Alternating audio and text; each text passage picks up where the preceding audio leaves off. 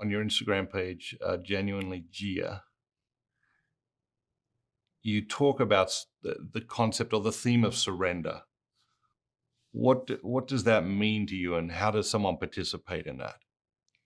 Surrender to me means that not just that we're giving our life to Jesus, right? Which is a big surrender to say, Lord, I give you my life and I make you the Lord of my life.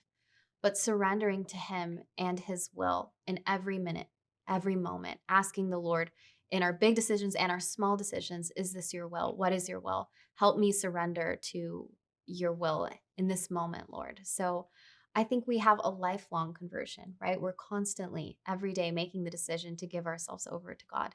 And that's what surrender means. I think a lot of people, they get on a journey of faith. They want to walk with God,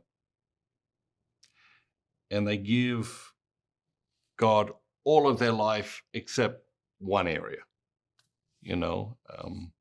And that might be a relationship, that might be career, that it could be any one area of their life, but they basically fence that area off and say, all right, God, I surrender all of my life except this one area.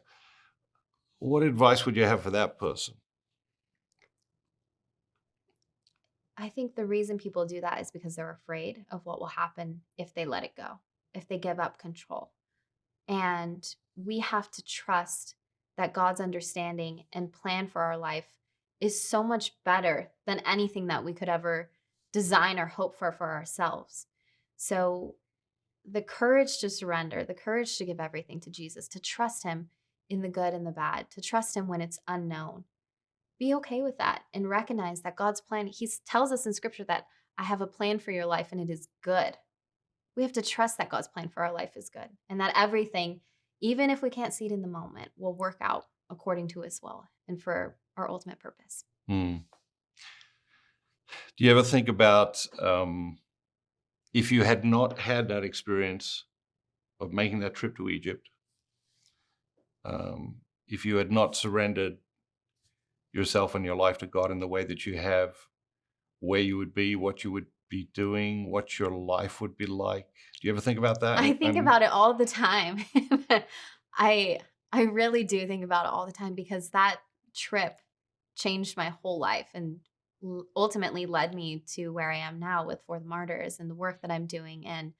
Um and I thank God for that moment because I think He had mercy on me and He knew I needed something shocking, something that was going to rock my world in order for me to make the decision that I made to give my life to Him. So And if you hadn't, where do you think you would be? What do you think you would be doing? What would life be like? I hope I wouldn't still be working for a cosmetic company selling makeup, you know?